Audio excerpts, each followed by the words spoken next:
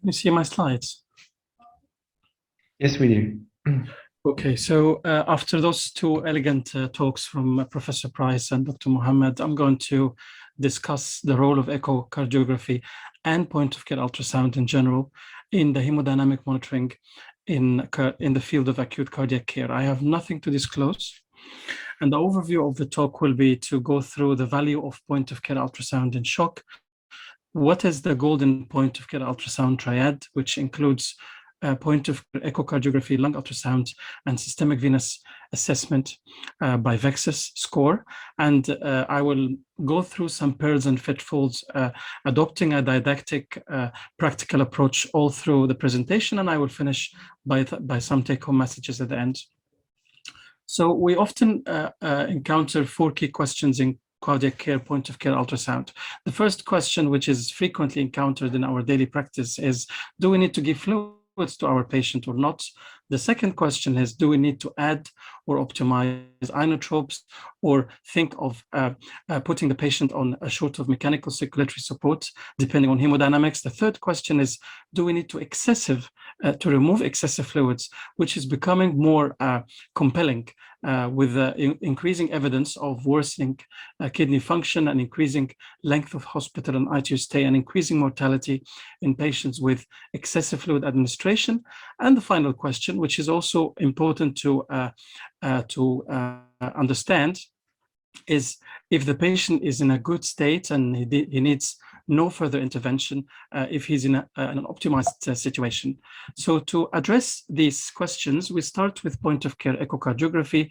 The question about whether giving fluids or not is addressed by understanding volume responsiveness, and my colleague who discussed in the previous talk the definition of volume responsiveness, which is the increase in the stroke volume by 15% or more after increasing the preload with a fluid challenge, whether it's an exogenous fluid challenge or by passively grazing cause an endogenous autobolus of IV flow of blood.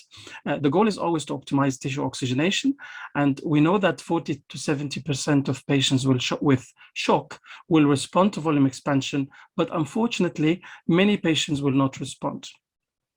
And this is a modification of the Frank-Starling curve. We know the Frank-Starling curve showed us 3 different types of patients.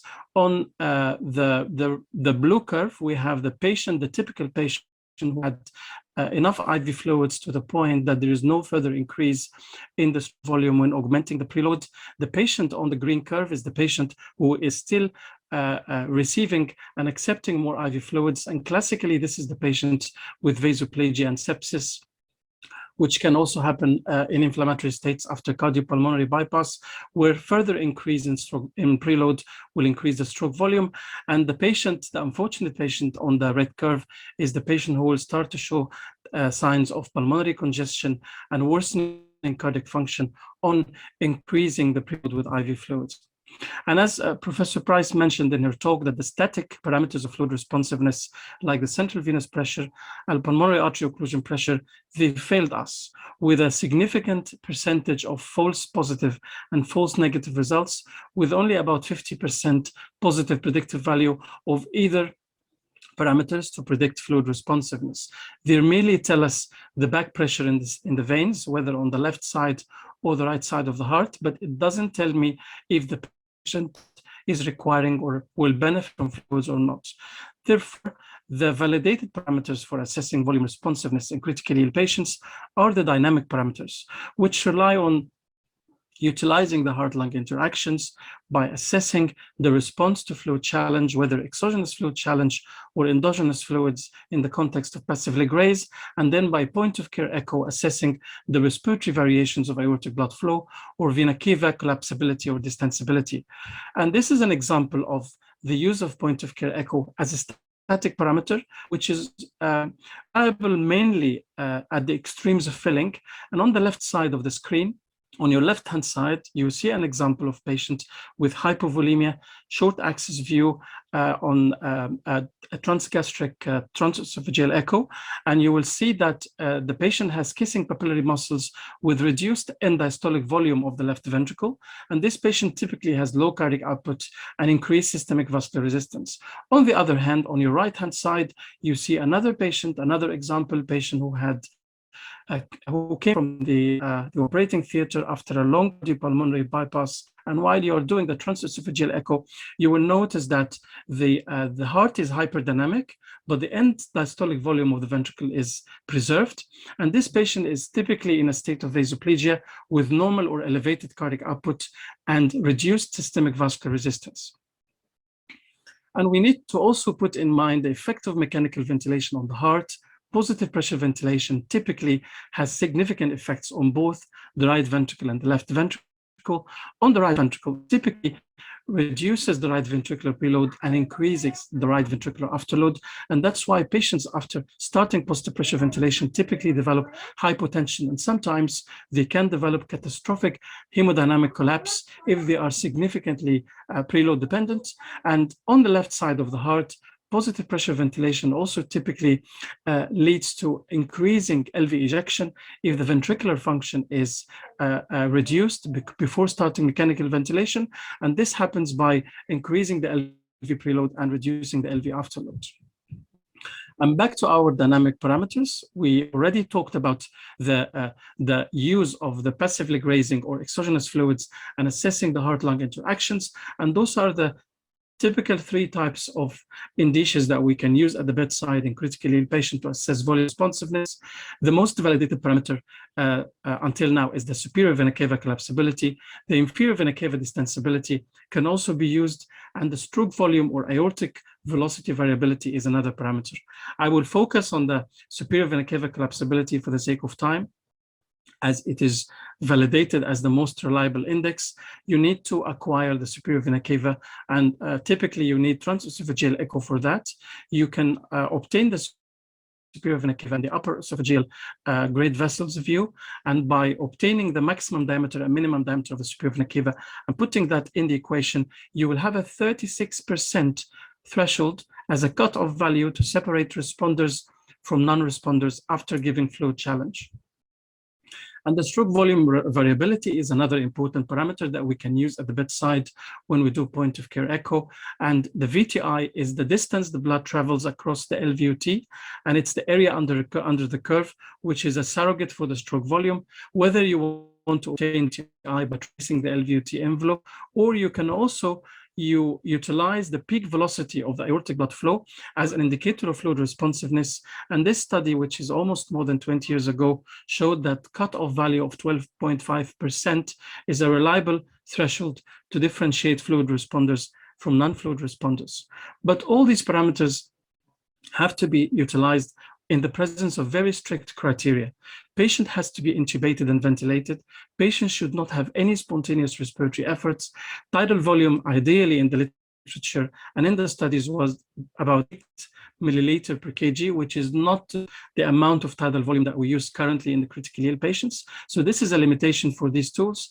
Patients have to be in normal sinus rhythm with no frequency of ectopics, and right ventricular function has to be preserved.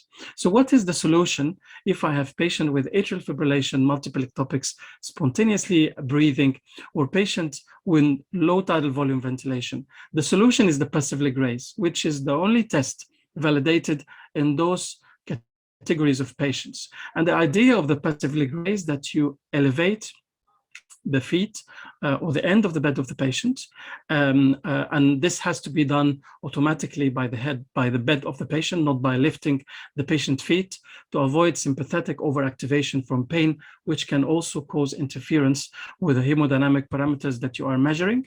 And while you assess the changes in the VTI variability with doing the passively graze, a cutoff value of 12% was found to be a reliable threshold for identifying fluid responders from non-fluid responders. So again, as I said, it is very useful in a spontaneously breathing patient, patient with atrial fibrillation arrhythmias, patient with small tidal volumes due to ARDS or reduced compliance of the lungs. But we have to be careful that patients with intra-abdominal hypertension can have false negative results when you apply the passive leg raising for them.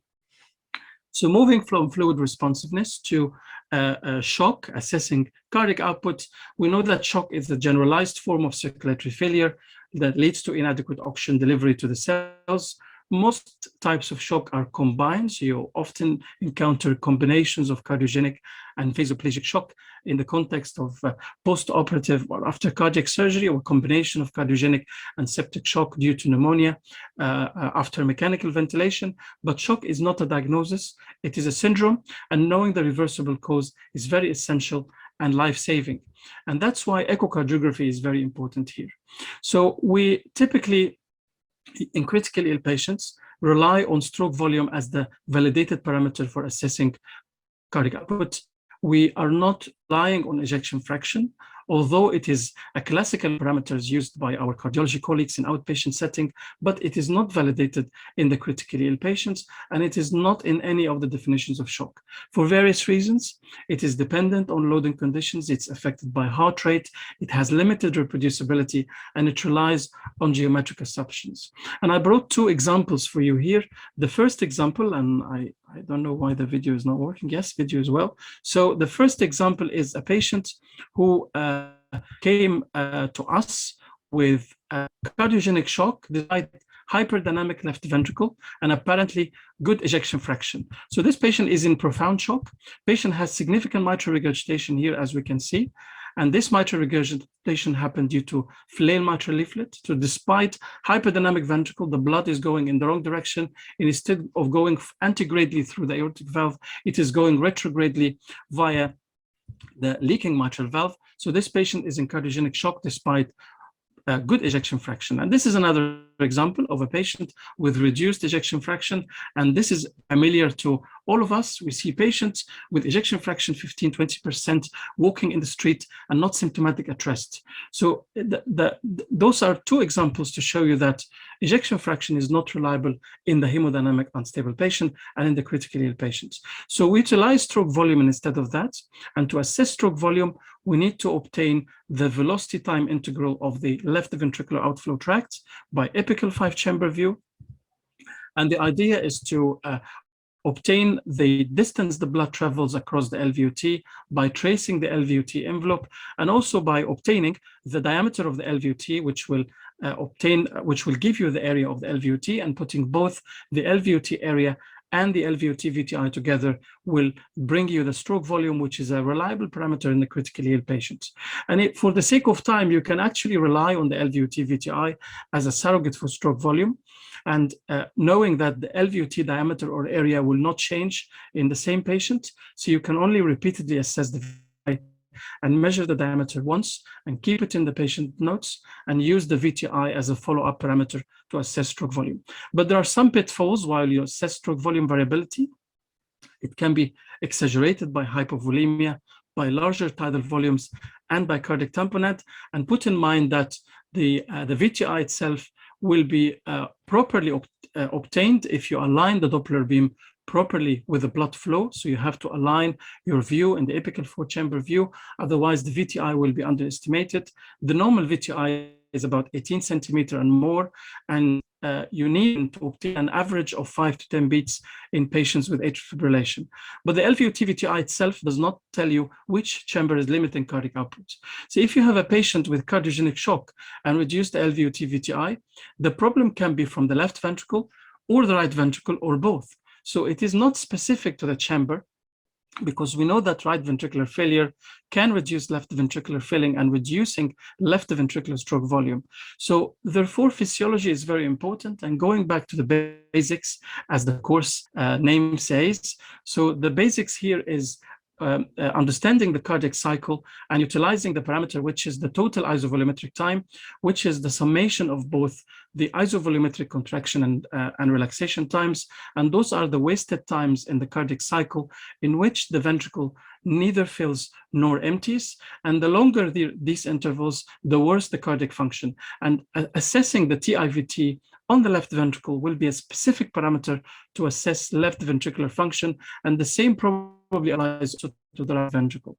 And this is an example which was demonstrated by Professor Price in this brilliant paper, which was published a few years ago, showing the effect of heart rate optimization and atrioventricular delay optimization on the changes in the filling time and ejection time, and also on the TIVT. And in this demonstration, reducing the heart rate by 10 led to a reduction of TIVT from 16.8 to 10 seconds per minute, and increase in cardiac output consequently.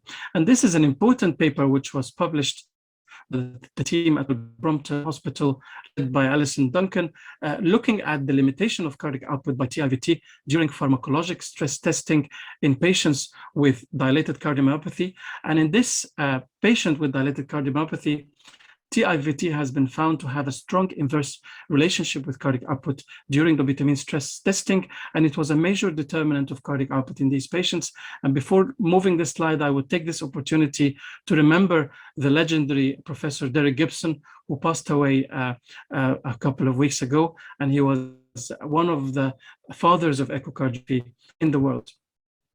So moving forward to physiology, we go into a concept of ventricular-arterial coupling, in which there is a preserved coupling relationship between the ventricular elastance and the arterial elastance. So if you are able with echo to assess the arterial elastance of the ascending aorta and the left ventricular elastance of the left ventricle, you will try to obtain an idea of the coupling ratio between both, and the coupling ratio is normally 1. So if you have a patient with poor ventricular function, you will have a reduction of the ventricular elastance due to failure, and you will have a compensatory increase in the arterial elastance due to sympathetic overactivity. Therefore, the coupling ratio will be more than 1. And this is a useful and nice study from Fabio Guaracino that looked at the effect of one of the inotropic medications, which has a unique vasodilatory effect, that is levosimendan. It's an inotrope, so it improves the ventricular elastance, and it's a vasodilator by calcium channel sensitization, so it reduces the arterial elastance. Therefore, they demonstrated in this study in patients with ischemic cardiomyopathy that levosimendan was able to restore the coupling from high EA over ES ratio to almost normal values. And going forward, you will see an example and a demonstration of the use of levosimendan in patient whom we had on our unit. And you will see that after levosimendan, the VA coupling reduced from 2.9, which is a highly abnormal ratio, down to 1.5, which is closer to the number 1, which is the normal coupling ratio. And I will not leave the shock without focusing briefly on one of the important causes of shock, which is the left ventricular outflow tract obstruction, which can be happening at the level of the LVOT, or it can happen at the level of the mid cavity of the ventricle. And it's not uncommonly seen after cardiac surgery for various reasons: tachycardia, inotropes, hypovolemia, sepsis, anemia, mitral valve surgery, left ventricular thickening, hypertrophic cardiomyopathy. All these causes can lead to obstruction, and this type of shock can only be diagnosed by echocardiography. And if you miss it, your patient will continuously deteriorate, because the management is opposite to what we do with other types of cardiogenic shock. This is a type of obstructive shock, and once you diagnose it, you will need to reduce or stop inotropes, starting after load increasing medications like vasopressin, and also giving IV fluid to increase the end diastolic volume of the left ventricle. So that's the echo bit. Briefly into point of care lung ultrasound as the second triangle in our point of care ultrasound assessment. And those are the 4 different shades of gray, starting from normal aeration at the top. We have lines with evolution of lung edema, worsening of the number lines, which indicates increase in extravascular lung water, and the worst degree of aeration at the bottom, which shows totally deaerated and consolidated lung. And this slide shows you the power of lung ultrasound as a hemodynamic parameter to be integrated with point-of-care echocardiography to tell you about the state of the lung, whether it is congested or solid or fully aerated. And this is an example of the role of point-of-care lung ultrasound in assessing the very early degree degrees of lung water way before X-ray findings, or before symptoms develop, or before oxygenation worsens. So lung ultrasound is very sensitive when integrated with echo because it has very high sensitivity to detect the very early elevations in extravascular lung water. And this is an example of the role of point-of-care lung ultrasound in assessing ventilation perfusion mismatch by color Doppler and also by pulsed wave Doppler, which would enable you to assess pulmonary arterial flow and bronchial arterial flows. And here, this is an example of central bronchial arterial flow on the left, pulmonary arterial flow on the right, with the potential for further work and further research on how to assess the resistance index of the pulmonary arterial flow and how this will change with giving pulmonary vasodilators or recruitment maneuvers. And at the end, I will just highlight the importance of point-of-care lung and echocardiography.